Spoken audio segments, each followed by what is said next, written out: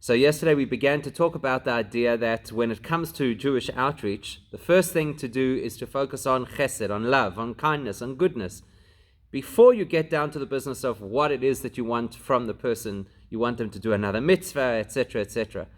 And we said, look at Moshe as an example. Moshe first took us out of Egypt and did all of those miracles and provided for us in the desert and so forth. And only after that did he present us with the Torah. And the truth of the matter is, if you have a look at Moshe, you actually get another example of the same principle.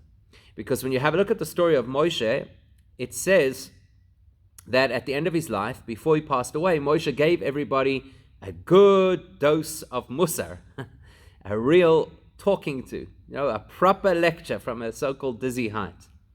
Now, some people believe very strongly that that's actually how we should deal with Jews who are not as involved as they should be in their Judaism. We need to give them musar. You got to give them a good talking to, so to speak, with the heavy-handed approach.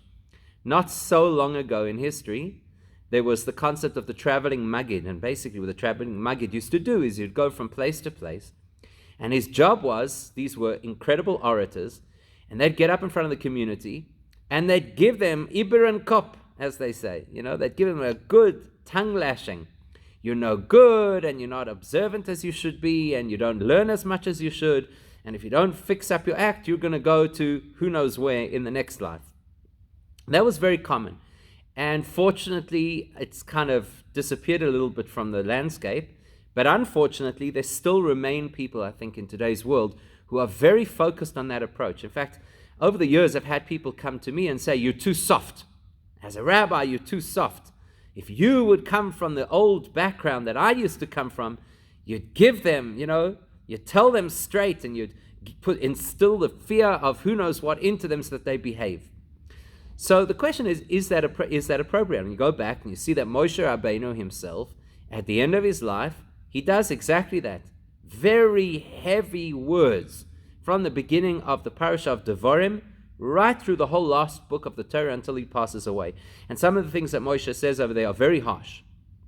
He calls them out. He calls them out for the times they tried to test Hashem, and he calls them out for the times they didn't have faith, and he calls them out for the fact that perhaps in the future they'll get too full of themselves and they'll believe that their success is their own and they'll forget about Hashem. It's like very heavy stuff, and then at the end of it he gives us the 98 potential curses that God forbid could fall on somebody's head if they don't do what Hashem wants. So it's very heavy.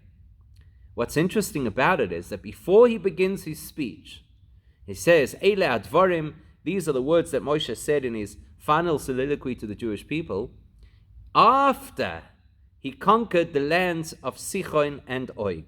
Now, Sichon and Og were powerful nations led by incredibly, almost supernaturally powerful kings. And they lived on the outskirts of Israel. So in order for the nation to be able to get to Israel and to begin the conquest under Yehoshua, they had to first get through these powerful nations, and everybody was quite afraid of them. More afraid of Og than they were of Sichon, because in spite of the fact that both of them were very powerful and they had massive armies, Og had a history. He had assisted Avraham at one point in time. He had escaped the flood at the time of Noach. So he wasn't just a formidable physical enemy. He seemed to have a lot of spiritual clout as well. So what does Moshe tell the Jewish people? He says, listen, before I'm going to berate you and rebuke you, let me first remind you of what I've done for your benefit. Before I started this drosha, I got out there and I wiped out Sichon and I wiped out Og, and now the whole world and your future is much safer. Now that I've done this huge thing on your behalf, now we can talk. Now I can give you a drosha. Now I could start to tell you things that you need to hear, even though they're difficult to hear. So with that, Moshe gives us a template on two different occasions. Right at the beginning of his leadership with the first generation who left Egypt, and right at the end of his leadership with the second generation that would enter Israel. And in both cases, you see that his approach is, first, you look after the people, you show that you really care about them in real terms that they can relate to, you put food on their table, you get rid of the things that threaten them in life. And once you've done that, then you have a right. Then you can open your mouth. Then you could start to tell people that they have to pull up their socks or that they have to improve on themselves. But don't get it the other way around.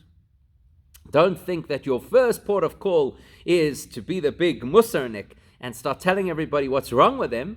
And then maybe if they conform and they behave, then you can be inclusive and you can call them up to the Torah in your minyan, and you can make them part of your membership drive and whatever benefits come with that. So it's fascinating, because there you've got it, the ultimate Jewish leader showing us that the way in which you're supposed to do things is, first you start with goodness. Once you have shown people that you really care about them, then you have the right to talk to them about their spirituality or about their observance. That template is the same template that the Baal Shem Tov also used. Because if you're familiar with the Baal Shem Tov's history, so for a number of years he was totally incognito. Nobody knew who he was. He didn't go about teaching these massive, deep concepts in spirituality.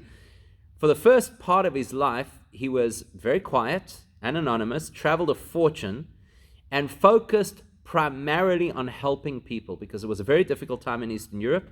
Many Jews did not have food on the table. Many people felt ostracized by the intelligentsia, the academic elite of the community.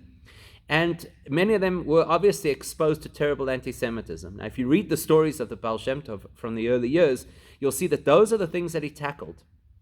He came up with all kinds of systems to be able to help Jews financially. First thing, help them get back on their feet. Assist people who couldn't pay their rent to the local squires. Help people who were down and out. Then there are interesting stories of the Baal Shem Tov and how he dealt with the prevailing anti-Semitism at the time, sometimes at great risk to himself and to his students, to ensure that people were safe. And then, of course, he spent a lot of time illustrating to the religious leadership of the community that there was value in their own simple folk. And then after all of that, then he got about the business of teaching. Same principle, right? The same template, that first you look after people in terms that they could relate to, and once you've been good to people and been kind to people, then you have the right to be able to teach them and to even push them. So now the previous Rebbe was once asked by somebody, seeing as it's his Yortzeit tonight, so it's appropriate to speak about the previous Rebbe. So the previous Rebbe was once asked about somebody, how come it is that you show so much love and concern and tolerance and time for people who really are so distant from their Judaism? Isn't there a clause in the Shulchan Aruch, the code of the Jewish law, that says there are different kinds of people in this world? Some people, we have a mitzvah that, God forbid, if we see them in danger, we have to take risks in order to save their life. We don't have to necessarily risk our lives, but we have to take risks in order to save their life. Other people, if God forbid, the example that's used is if you see them drowning in a river, loy malin v'loy moridin. Such people, I don't have to save them, but obviously I'm not allowed to directly cause them to die. In other words, there are certain people who have fallen off the wagon. They don't necessarily deserve any special intervention on our behalf. So if Hashem has deigned it that this person's going to die, I don't have to do anything about it. And then the Shulchan Aruch goes so far as to say that there are certain scenarios where people have become so absolutely evil that not only do you not have to save them, you're actually allowed to preemptively kill them. So this individual said to the Frierdiker Rebbe, if that's how it is, if we've got this whole hierarchy that the Shulchan Aruch, the Code of Jewish Law, says, then surely there are laws about which Jews you can embrace, which Jews you don't have to embrace, and which Jews you should dafka push away.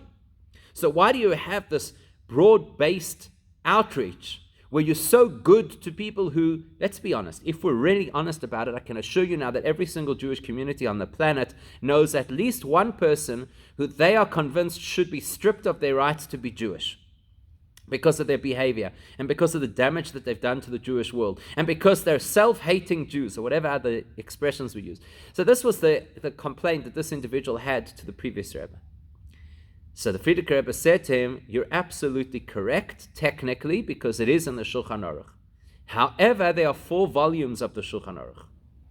The first volume of the Shulchan Aruch talks about how you live daily life. Then there's a volume of the Shulchan Aruch that talks about all the laws associated with practical, prohibited or permissible activities as Jewish people, like kashrus, etc. Then there's the whole section of the Shulchan Aruch that talks about how you engage in the laws of marriage. And then there's the 4th section of the Shulchan Aruch, which is called Choshen Mishpat, that talks about all the laws that are associated with business and interpersonal relations.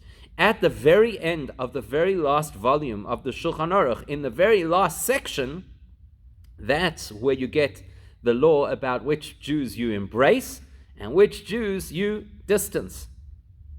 In other words, said the Frierdiker Rebbe, what you've got to do is you've got to go through all the first books of the Shulchan Aruch, which include the laws of how you love a fellow Jew, and the laws of not speaking Lashon Hora about a fellow Jew, and the laws of tzedakah, and etc. You've got to work through all of those volumes.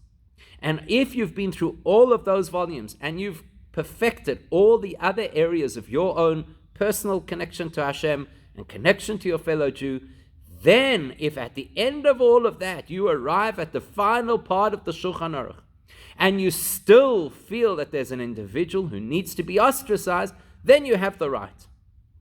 But if you haven't first invested in all the goodness and kindness and sharing and working on yourself, then you have absolutely no right to jump right to the end of the Shulchan Aruch and believe that you now know how to determine which Jews should be excluded or which Jews should be included. The Alter Rebbe says in Tanya, in the 32nd chapter of Tanya, which is notable because 32 has the gematria of Leiv, which is heart, so it's nicknamed the heart of Tanya. He says that we all have a mitzvah to love our fellow Jew. What happens if you love your fellow Jew and you go out there and you do good and you're tolerant and you're kind and so forth, and you hope that because of that, that person will see the light and experience that Judaism is actually beautiful, and you really hope that they'll feel attracted and magnetized to your way of life. What happens if you try all of that and it fails? So you're nice and you're kind and you're generous and you're tolerant and all of that stuff, and the person still remains just as apathetic and disengaged from their Judaism. Says the Alter Rebbe, well, you've still done a mitzvah. Because the underpinning of the whole of Judaism, as Rabbi Akiva says, to love your fellow Jew. If it does not produce the results that you would have wished for, that your fellow Jew would respond and appreciate your kindness and therefore engage with their Judaism, no. At least you've done the mitzvah of love of your fellow Jew. With that approach, you can never go wrong. With the approach of being holier than thou and condescending and lecturing, you might actually go very wrong. So I think that's a good message for all of us.